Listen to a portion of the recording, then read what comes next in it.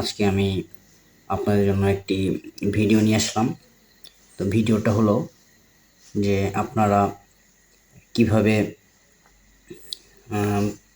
ফেসবুকে কোনো রকম অ্যালার্ট এড়িয়ে চলবেন এবং কপিরাইট এগুলো এড়িয়ে চলবেন।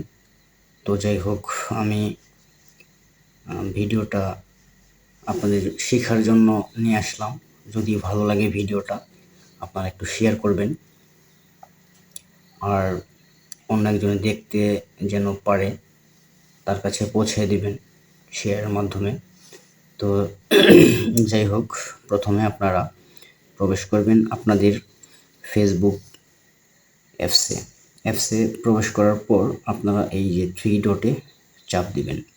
থ্রি ডটে চাপ দেওয়ার পর প্রবেশ করবেন আপনারা সেটিংস অপশনে প্রবেশ করার পর একটু নিচ দিকে যাবেন। নিচ দিকে যাওয়ার পর দেখবেন এখানে কন্টেন্ট প্রিফারেন্স এটা আছে। তো এটা আপনারা ক্লিক দিবেন। ক্লিক দেওয়ার পর আপনারা দেখবেন এখানে ম্যানেজ ডিফল্ট নামে একটা অপশন আছে।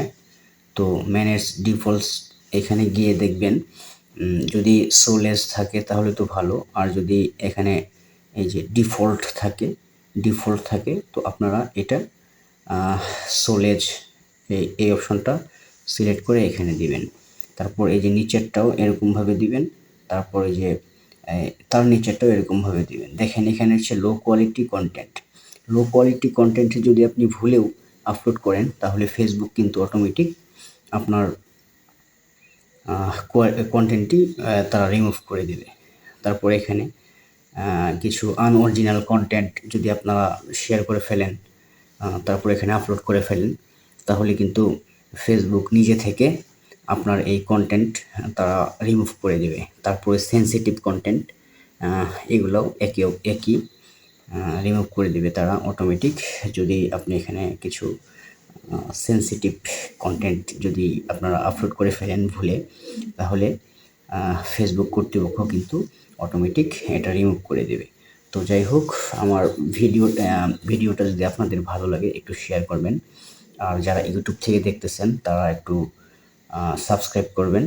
তো আমি ফেসবুক বিষয়ে অনেক ভিডিও তৈরি করার চেষ্টা করব শিক্ষার। তো যাই হোক, আপনারা চেষ্টা করবেন এইখানে এই কাজটা করে রাখার। হ্যাঁ, এই কাজটা করে রাখলে দেখা যাবে যে আপনাদের ফেসবুকে কোনো রকম কপিরাইট, তারপরে কোনো রকম স্ট্যাটাস আসবে না। হ্যাঁ, তো অটোমেটিক কিন্তু ফেসবুক ডিলিট করে ফেলবে, অটোমেটিক তারা রিমুভ করে দেবে।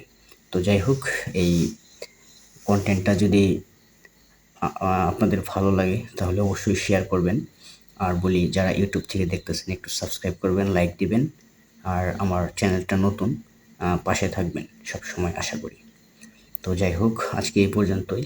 পরবর্তী ভিডিও দেখার জন্য আপনারা বেল বাটন বাজিয়ে রাখবেন, যাতে আমি ভিডিও আপলোড করার পরপরই আপনারা দেখতে পারেন এবং আমার ভিডিওর নোটিফিকেশন আপনাদের মোবাইলে চলে যায়। ঠিক আছে?